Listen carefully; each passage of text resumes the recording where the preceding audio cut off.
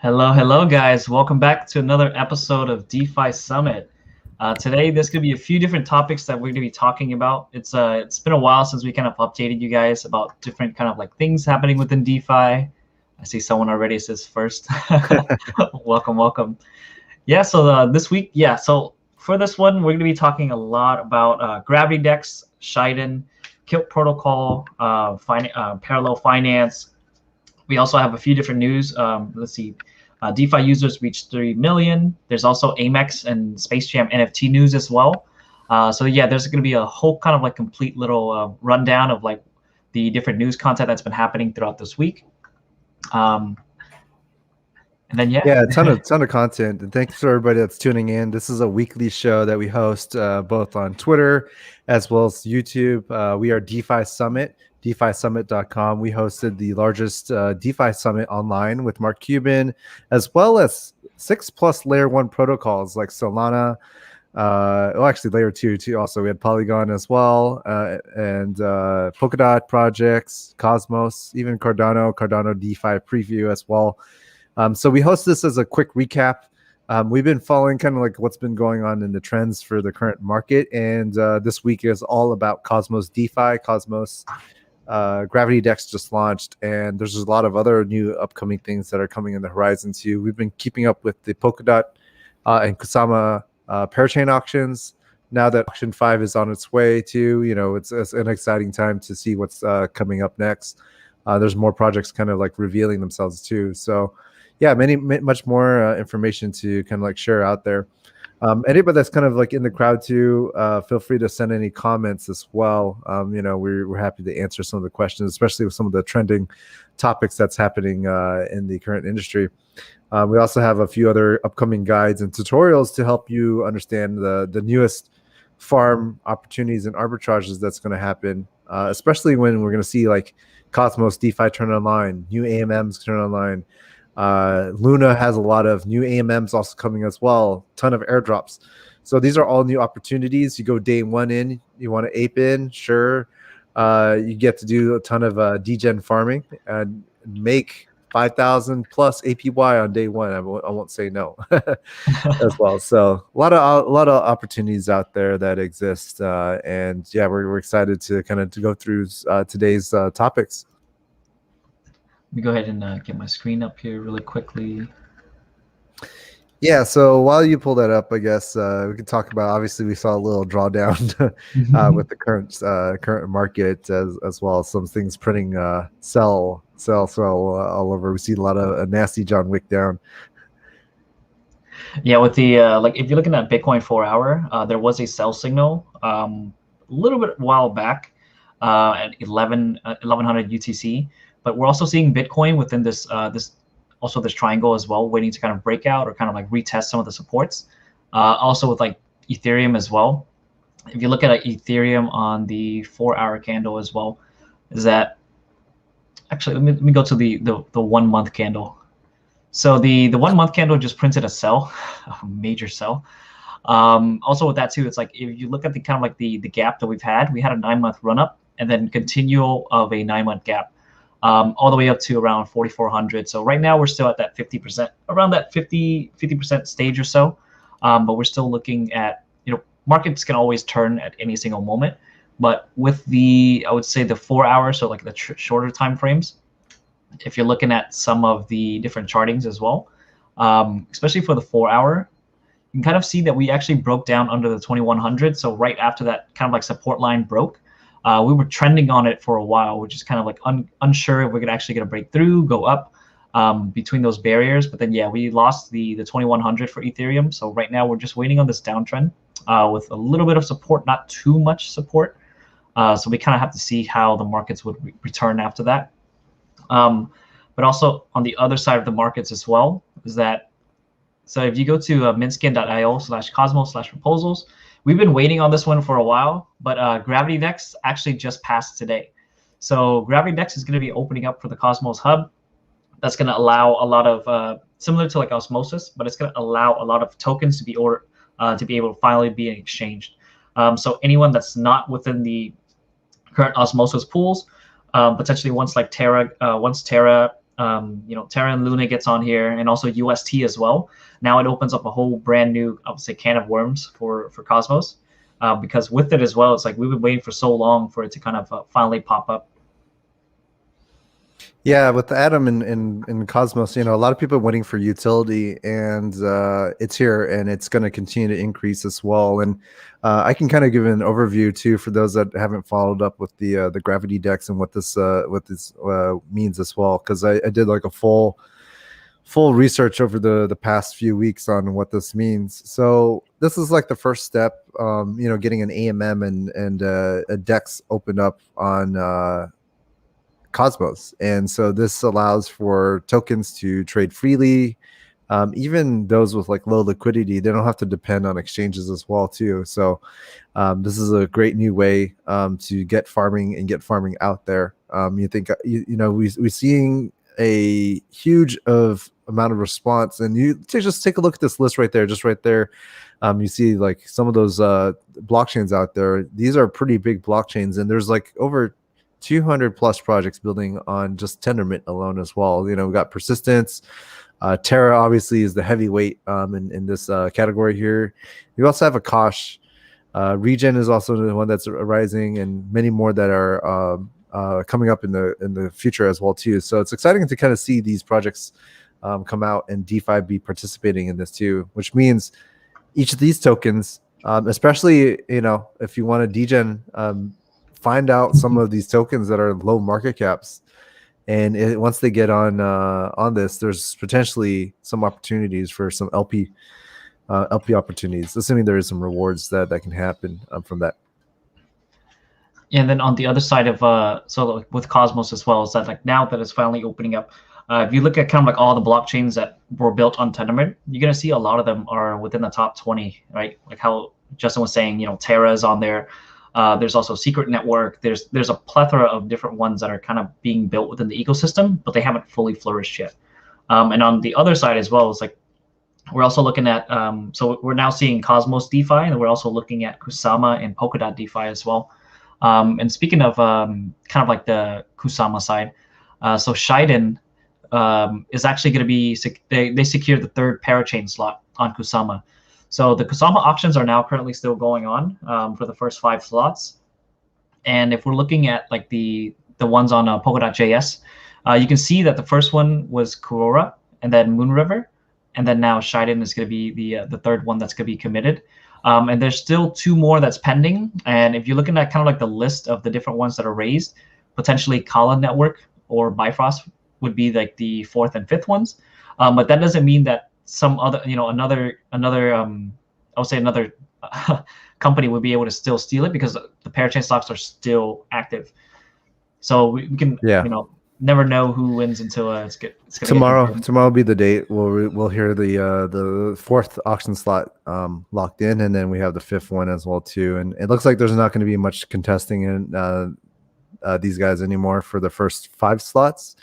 But an interesting fact too is that over I think 12 or 13% of supply is actually locked up now on Kusama on the parachain auctions, which means then if looking at the stats here, over 50% of the supply is also staked. So about 63% of supply is locked up somewhere, which means there's only a few amount of Kusama actually free floating right now too. So we'll see when the supply shock happens, if it happens at all. But what I will say is that auction slot 6 to 10 is the next round of slots. These are going to be also just as good projects that are coming out that are waiting, because they're taking a lot more time to develop. So there's a lot more cooler platforms that are upcoming that we haven't seen quite yet. And again, Kurora hasn't turned online yet. They distributed Kurora tokens just last week too, but Kurora tokens will start farming very soon, and that will then create more opportunities then to further see some LP opportunities in KSM farming. Yeah, you look at how much Kurora locked up as well. It's like 500K KSM. 100 million. Yeah. Yeah, no big deal. 100 million, almost like indirect ICO. So it's super huge. The other ones are not even close to competing, but they're still doing some good numbers, I'd say.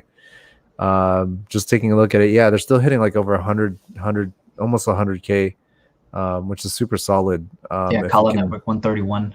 imagine if each are pulling a 100K KSM each, it's gonna do some good work. What we can also expect too is after the fifth slot auction ends, they're gonna take a quick pause to just like clean up the Kusama network, and then in parallel, they'll get ready Polkadot parachain auctions too. So you can expect Polkadot parachains to start soon. Soon meaning a lot of people are expecting it in August or September.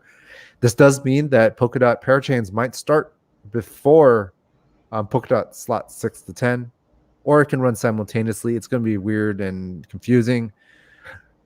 We'll have to see how that plays out for both ends. So Expect only some time will chaos. tell. Yeah. Also, on to our next one as well is so Kilt just Kilt was actually one of the members that spoke at DeFi Summit as well. If you guys haven't checked out already, you can kind of go back to our YouTube channel and then kind of look at Kilt protocols.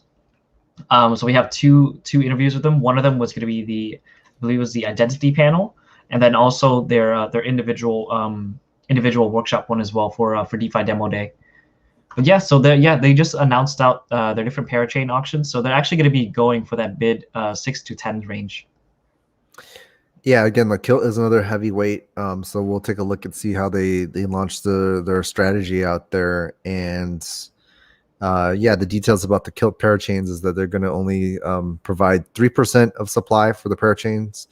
And then most of the parachain will actually be self-funded, meaning they're going to contribute a lot of KSM by themselves just to juice up. So they must have like hoarded out and held a lot of KSM upcoming. So I'm personally looking forward to Kilt. I think that it's a very very cool project and they're doing some really good work. So I'm excited to see how that turns out. Kilt is providing decentralized identity onto the Kusama and a Kusama platform initially, and then Polkadot, as we know with like DeFi, getting a decentralized identity where you can show that you are a verified person without revealing your data is going to be huge, and we're not quite there yet. So I think that this is going to be an exciting project. A lot of people kind of been shying away from identity for the longest time, and I'm personally looking forward to Kilt and Kilt's upcoming launch as well too. Also, another one that's coming out of the works as well. It's going to be Heiko, which is going to be from Parallel Finance. So they're just opening up their waitlist right now for their parachain slot auction. So if you go to Gleam, I believe we have it. We'll have it in the description for you guys, but you guys can join into the waitlist. Right now they have over 73,000 total entries, so that's a lot of entries. Mm-hmm. This one's going to be another one where it's going to be potentially 6 to 10 as well. But you're going to start seeing how we were talking about Cosmos earlier. We're talking about decentralized finance on Cosmos. Now this one's bringing a lot of the lending, borrowing functionalities. Like think of it as like the money markets from onto Kusama and also onto Polkadot as well. I believe that they're going to be participating in both auctions. So in the meantime and everything, just feel free to check them out. They're going to be doing some really, really exciting things like margin staking and everything like that too. So yeah. Onto the next one as well. So DeFi, whenever we started about a year ago, I remember like the DeFi user base was around less than 100,000 people. But now DeFi users numbers has surpassed 3 million. This is going to be from active DeFi protocols as well. If you could look into like the different analytics from Dune Analytics, it's actually going to be from Archen 8. So you can kind of look over the charting to see different, I would say the different ecosystems. But yeah, we actually officially passed it today on 7/12. So we officially passed it today. Now we're at 3 million, and if I can put my mouse over it, 3,002,420. And this is going to be unique addresses over time. So you can kind of see the different trends of like the growth, right, from Uniswap all the way around, I would say, like October all the way down to now. So we're looking at Uniswap with potentially like 2.3, 2.4 million users. compounds hitting around 325K. You also see 1 inch 256K. So these guys are kind of like leading the leaderboards. I mean, Uniswap's leading it tremendously. But you can also see the other ones as well, like SushiSwap, Balancer, Kyber, MakerDAO, Aave as well. And this one is just going to be from, I would say, layer 1. So this doesn't include like Polygon, QuickSwap, BSC, and like all those other ones. This is just the ones that are on Ethereum. So you can kind of see like the growth trajectory over time on different dApps as well. Another one is also American Express cardholders can now buy unique NFTs, man. This one, what in the world? Yeah, so we're starting to see, like, I'm sure that we're gonna start seeing this more and more. Like, to its cardholders too. That's interesting. Yeah. You're gonna start seeing a lot of people go into these NFT plays, especially with like these major corporations or like these major financial institutions, and just providing like the next like American Express offering NFTs. Like, what the hell? But yeah, like you're gonna start seeing like PayPal. You're gonna start seeing exclusivity for perks in order for you to be on a card. Like, I'm pretty sure American Chase is also looking into it. Pretty sure like all the card issuers are going to be looking into it as well. Like, American Express is just the first one to kind of do this and issue this for its cardholders. But already checking at it, it's already all sold out. And it's going to be in collaboration with SZA. So it just, once again, it's on Fanplay. But you can kind of see all the moments that are all sold out. Each one of them, even though they're like $100. But for these things, like these NFTs are now exclusive with American Express, and I'm pretty sure later on we're going to start seeing a lot more exclusivity whenever it comes to NFT drops, collectibles, and everything like that too. It's just that now it cements and solidifies that NFTs are technically they're here to stay. Like, they're not going anywhere. Yeah, especially if American Express is shilling this. It's super interesting that they did it. Not surprised, but yeah, it's crazy. Also, another one as well for NFT news is that Warner Brothers drops massive Space Jam NFT collection. So if you guys remember the movie Space Jam back in the day, this one is, there's 100,000 items up for sale. 100,000 items. So you can kind of get different characters. So a new legacy, including NBA NBA future, Hall of Famer LeBron James. There's also 8 Looney Tunes characters can be featured, including Bugs Bunny, Tweety Bird, Daffy Duck, Porky Pig. And each one of these, I believe, are going for, $3 each. So it can actually be purchased on Nifty. So once again, like a lot of these enterprises are going to be going this route. We already saw with NBA Top Shots. We're now starting to see with like UFC, which is coming out with Dapper Labs as well.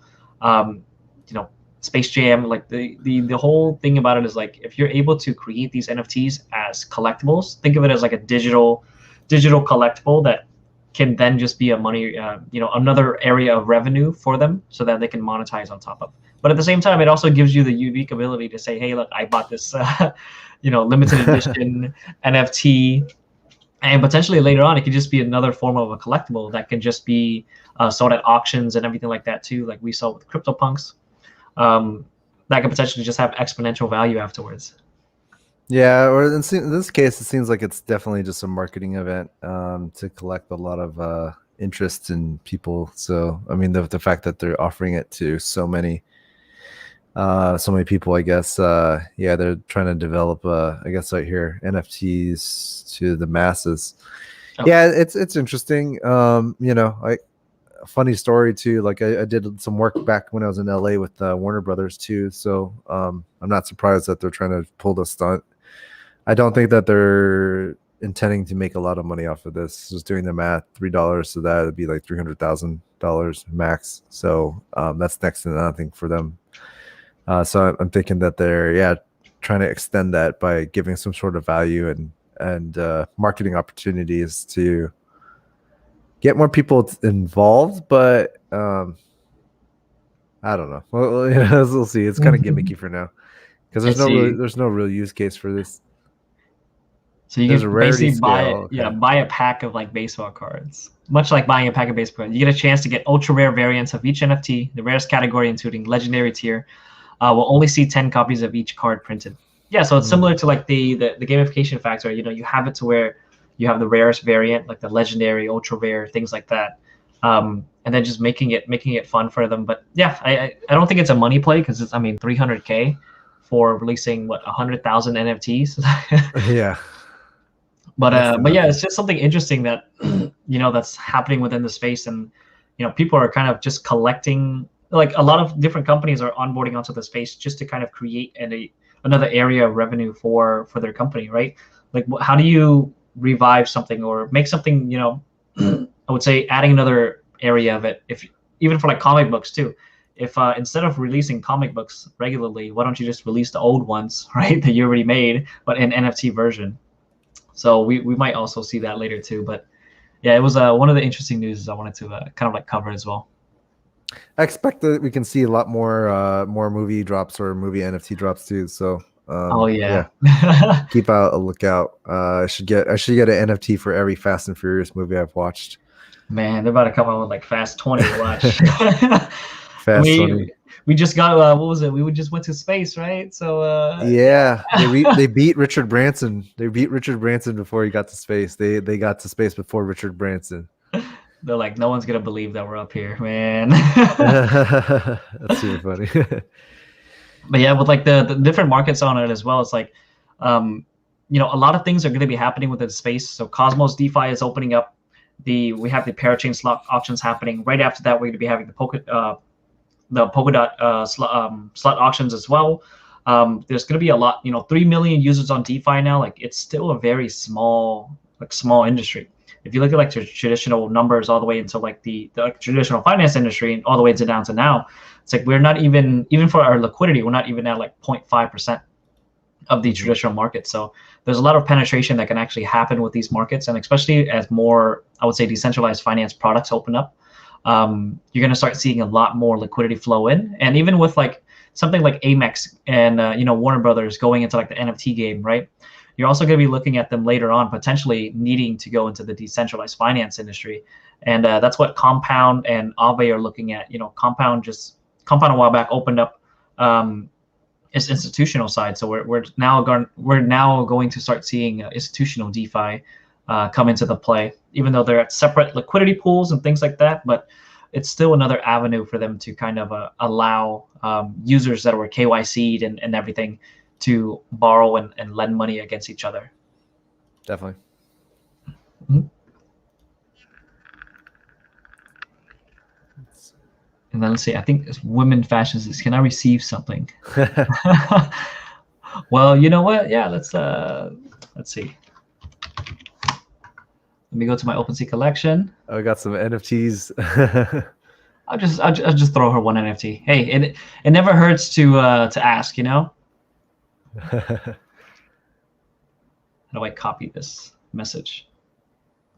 Oh crap! I just put it online. Okay, let me place it down.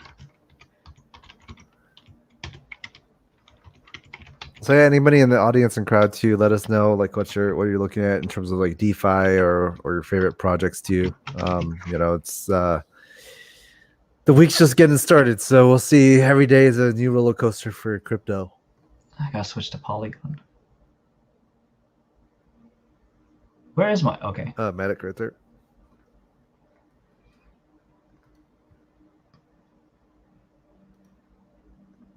Did I click transfer yet? I think I did. But just to make sure. What? Is it the gas issue? Oh yeah. There you go. I like Polygon. What's going on? I had a little issues with Polygon earlier too with OpenSea, so I'm not surprised if it had issues. Yeah, so for this, we're gonna be trying to do it weekly. We're gonna be finalizing the dates and everything, but for us, it's all about freedom of information. So we want to kind of give you the news of different ecosystems, and if you guys haven't already, we also have a Telegram group. So if you guys want to share something with us, like let's say for example, if we are not able to kind of pick up on the news that you'd like, or want to just tell us more things to include on as well, you can also join our Telegram, and then within there you can also share any of the news articles that you receive, and also ping us in there as well. So if you have any questions and everything, we're more than glad to kind of be able to showcase it on stream or even kind of like discuss it with you as well.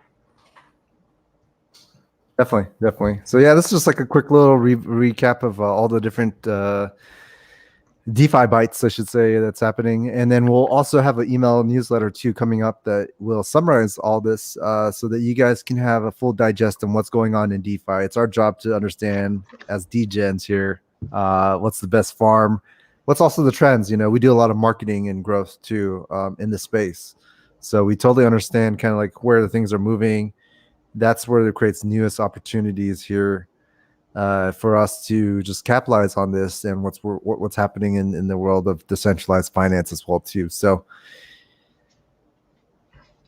yeah, until kind of like also for the live stream as well. So today's Monday. We're going to be trying to do one on Wednesday as well, and then once we finalize the schedules, we'll go ahead and start it on a weekly basis, so that you guys are able to tune in and kind of also see the schedule ahead of time as well.